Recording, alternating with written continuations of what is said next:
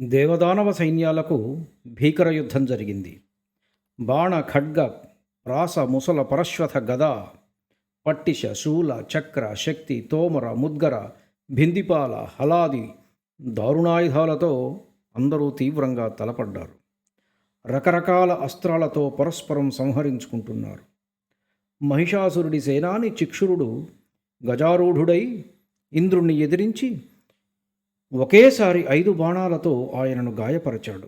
ఇంద్రుడు తేరుకొని అర్ధచంద్రాకార బాణంతో వాడి గుండెను గాడిపరచాడు. వాడు మూర్ఛపోయాడు. అదను గమనించి ఇంద్రుడు ఆ ఏనుగును సంహరించాడు. ఇది చూసిన మహిషాసురుడు క్రుద్ధుడయ్యాడు. బిడాలుడు అనే దండనాయకుణ్ణి ఇంద్రుడిపైకి ఉసిగొల్పాడు. వాడు మరొక మదగజాన్ని అధిరోహించి వస్తుండగానే శచీపతి 10 బాణాలు వేశాడు. వాడు వాటిని తుత్తునియలు చేసి 25 బాణాలు ప్రయోగించాడు. ఇలా బాణాలతో యుద్ధం చాలాసేపు జరిగింది. ఇంద్రుడు గురి చూసి గదను విసిరి వాడి ఏనుగు తొండం విరిచివేశాడు. అది ఘీంకరిస్తూ వెనుదిరిగింది, పరుగు తీసింది. రాక్షస సైనికులు చాలామంది దాని పాదాల కింద పడి నలిగిపోయారు. బిడాలుడు ఆ ఏనుగును వదిలివేసి రథం అధిరోహించి మళ్ళీ ఇంద్రుడితో తలపడ్డాడు. మళ్ళీ ధనుర్యుద్ధం సాగింది. ఇంద్రుడికి జయంతుడు తోడై ధనుర్విద్యా కౌశలం ప్రదర్శించాడు. ఒకేసారి తాచుపాముల్లాంటి 5 బాణాలు ప్రయోగించి బిడాలుడిని సంహరించాడు. దేవసైన్యం జయజయధ్వానాలు చేసింది. దుందుభులు మ్రోగాయి. ఇంద్రుణ్ణి జయంతుణ్ణి దేవతలంతా ప్రశంసించారు. అప్సరసలు అభినందించి నృత్యం చేశారు. ఈ కోలాహలం విని మహిషాసురుడు మండిపడ్డాడు. వెంటనే తామ్రుణ్ణి పంపించాడు. వాడు రణరంగానికి వస్తూనే మహామేఘంలాగా దేవసైన్య సముద్రం మీద బాణవృష్టి కురిపించాడు. అతణ్ణి వరుణుడు ఎదిరించాడు. యముడు దండాయుధుడై సహకరించాడు. దండాయుధం దెబ్బకు చెక్కు చెదరకుండా నిలబడ్డ తామ్రుణ్ణి చూసి యముడు క్షణకాలం ఆశ్చర్యపోయాడు. తామ్రుడు 100 ధనుస్సులతో యుద్ధం చేస్తున్నాడా అన్నట్టు సకల దిక్పాలకుల మీద దేవసైనికుల మీద ఒకేసారి వందల బాణాలు కురిపించసాగాడు. అష్టదిక్పాలకులు అందరూ కలిసి ఒక్కసారిగా విజృంభించి తామ్రుణ్ణి తుదముట్టించారు. దానవసేనా శిబిరంలో హాహాకారాలు మిన్నుముట్టాయి. అంతా భయాతురులయ్యారు. ఈసారి మహిషాసురుడు స్వయంగా రణరంగంలోకి దిగాడు. గదాయుధం ధరించి కదలి వచ్చాడు. ఈరోజే దేవతలనందరినీ మట్టుబెడతానంటూ ప్రతిజ్ఞ చేసి ఏనుగునెక్కి వచ్చాడు. వస్తూనే ఇంద్రుడి మీదకు గద విసిరాడు. శచీపతి వజ్రాయుధంతో దానిని భగ్నం చేశాడు. మహిషుడు కత్తి దూశాడు. ఇద్దరికీ ద్వంద్వయుద్ధం భీకరంగా జరిగింది. రాక్షసేశ్వరుడు తన మాయలన్నీ ప్రదర్శిస్తూ ఆశ్చర్యకరమైన ఆయుధాలను ప్రయోగిస్తూ దేవసైనికులను మట్టి కరిపిస్తున్నాడు. సర్వలోక సంహారకమైన శాంబరీ విద్యను స్మరించాడు. అది మునులను కూడా మోహపరిచే విద్య. కోటానుకోట్ల మహిషాసురులు, అదే రూపం, అదే శక్తి, అదే ఆయుధం, అదే పరాక్రమం ఆవిర్భవించారు. దేవవాహినిని చీల్చి చెండాడుతున్నారు. వజ్రపాణికి మతిపోయింది. భయంతో వణికిపోతున్నాడు. యమ వరుణాదులు ఏమి జరుగుతుందో తెలుసుకోలేకపోతున్నారు. కాలు చెయ్యి ఆడక నిశ్చేష్టులై నిలబడిపోయారు. ఇక దేవసేనల సంగతి చెప్పనే అక్కరలేదు. అందరినీ భయం అలముకుంది. పారిపోవడానికైనా దిక్కుతోచడం లేదు.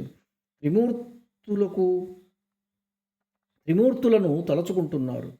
తలచుకున్న క్షణంలోనే త్రిమూర్తులు ప్రత్యక్షమయ్యారు. విష్ణుమూర్తి ఇది శాంబరీ విద్య అని గ్రహించాడు. సుదర్శన చక్రాన్ని ప్రయోగించాడు. అది ఆ మాయాశక్తిని పటాపంచలు చేసింది. ఎవరా ఈ పని చేసిన వీరుడన్నట్లుగా మహిషాసురుడు తేరిపార చూశాడు. త్రిమూర్తులు తమ తమ వాహనాలపై కనిపించారు. పరిఘ ఆయుధాన్ని చేపట్టి లంఘించాడు. అసిలోమ, త్రినేత్రక, బాష్కల, అంధక ప్రభృతి దండనాయకులు మహిషుడికి బాసటగా నిలిచారు. ధనుర్ధారులై రథారూఢులై త్రిమూర్తుల వైపు దూసుకుంటూ వస్తున్నారు. శరవృష్టి కురిపించారు. బ్రహ్మవిష్ణు మహేశ్వరులు కనిపించడంతోనే దేవసేనకు ధైర్యం వచ్చింది. జూలు దులిపి సింహాల్లా విక్రమించారు. రాక్షస సేనలను ఎదిరించారు. అంధకుడు ధనస్సును చెవిదాకా ఎక్కుపెట్టి విషసిక్త బాణాలను పరంపరగా ప్రయోగిస్తున్నాడు. వాసుదేవుడు ఆ బాణాలను అన్నింటినీ తన బాణాలతో ఖండిస్తున్నాడు. ఉన్నట్టుండి అంధకుడు శివుడి మీదకు దృష్టి సారించాడు. ద్వంద్వ యుద్ధానికి తలపడ్డాడు. మ్, ముసల, గద, శక్తి, పరశ్వ ఇలాంటి భీషణమైన ఆయుధాలతో విరుచుకుపడ్డాడు. 15 రోజుల పాటు వీరిద్దరికీ ఘోర సంగ్రామం జరిగింది. త్రినేత్రుడు యముడితో, అసిలోముడు వరుణుడితో కలియబడ్డారు. హోరాహోరీ పోరాటం సాగుతున్నది. ఎవరూ ఎవరికీ తీసిపోవడం లేదు. మహిషుడు విసిరిన గద గరుత్మంతుడికి బలంగా తగిలింది.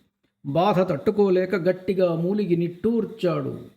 విష్ణువు తన కుడి చేతితో నిమిరి గరుడుణ్ణి ఓదార్చాడు.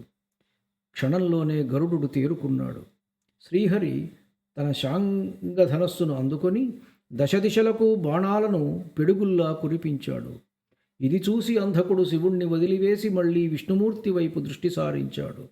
బాణాలకు బాణాలతో సమాధానం చెప్పాడు. శౌరికి కోపం తీవ్రమయ్యింది. చక్రాన్ని ప్రయోగించాడు. అంధకుడు తన చక్రాయుధాన్ని ప్రయోగించి సుదర్శనాన్ని దారి తప్పించాడు. విజయగర్వంతో వికటాట్టహాసం చేశాడు. సుదర్శనాయుధం గురి తప్పి విఫలం కావడం కని విని ఎరుగని అంశం. ఆశ్చర్యచకితుడయ్యాడు శౌరి. దేవతల హాహాకారాలు మిన్నుముట్టాయి. క్షణంలో తేరుకున్న శ్రీహరి తన కౌమోదకీ గదను గురిచూసి విసిరాడు. అది సరాసరి వెళ్ళి వాడి తలకు ఢీకుంది. కళ్ళు బైర్లు గమ్మాయి. రథం నుంచి నేలకు దొర్లిపడ్డాడు. మహిషాసురుడికి మతిపోయింది. పిచ్చి కోపంతో వెర్రికేక వేశాడు.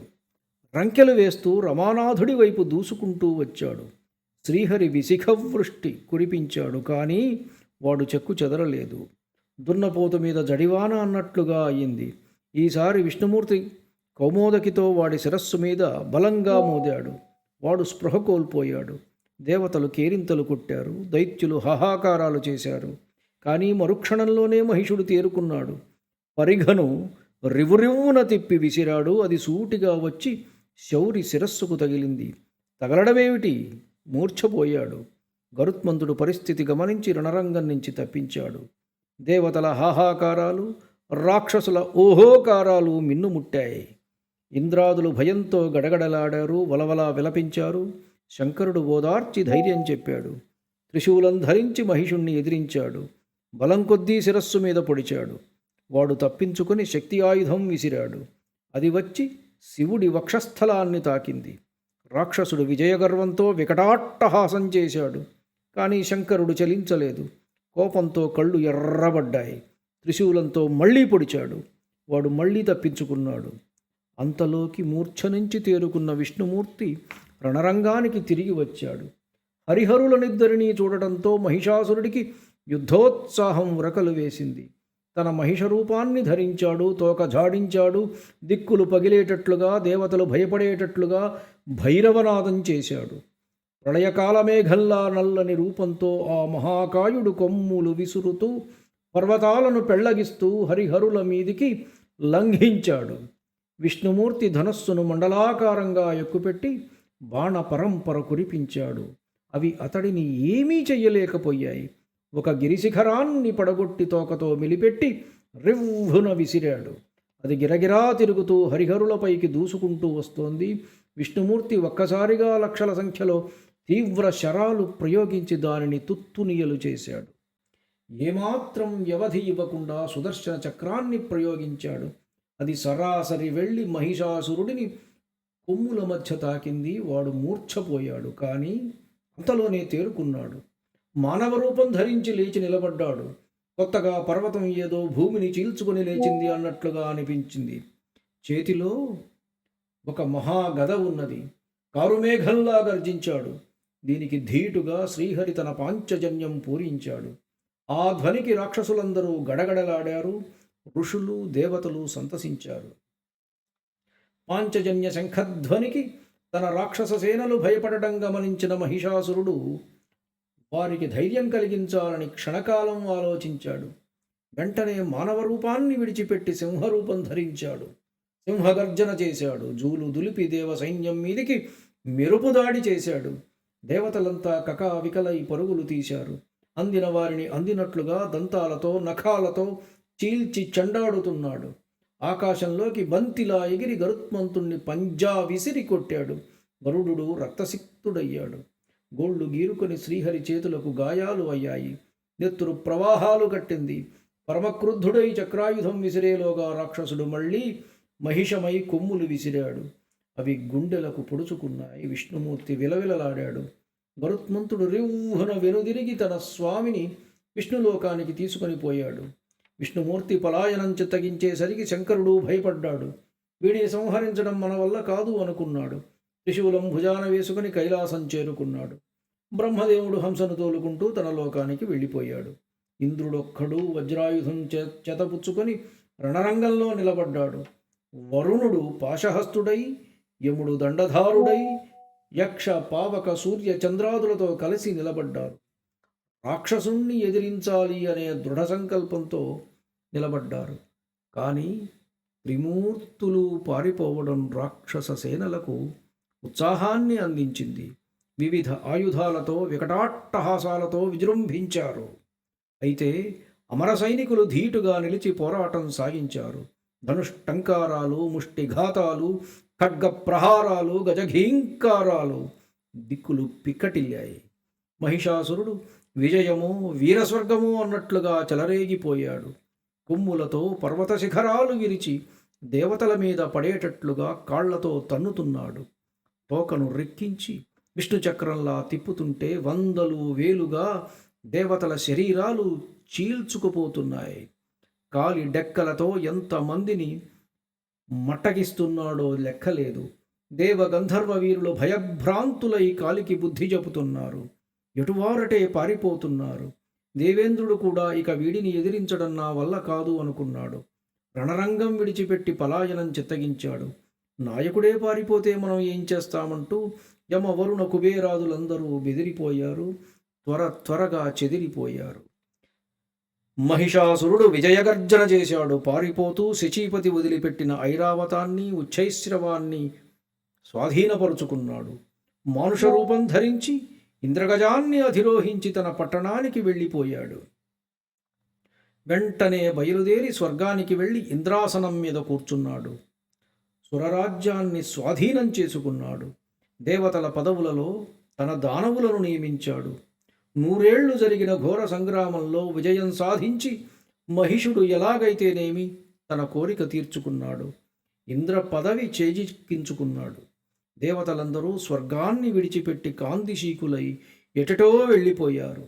ప్రాణాలు దక్కించుకున్నారు. కొండలలో, గుహలలో, అడవులలో తలదాచుకొని కాలక్షేపం చేస్తున్నారు. ఏళ్ళు గడుస్తూ ఉన్నాయి. ధన్యుడిని. నమస్కారం. మీ ఊటుకూరు జానకి రామారావు.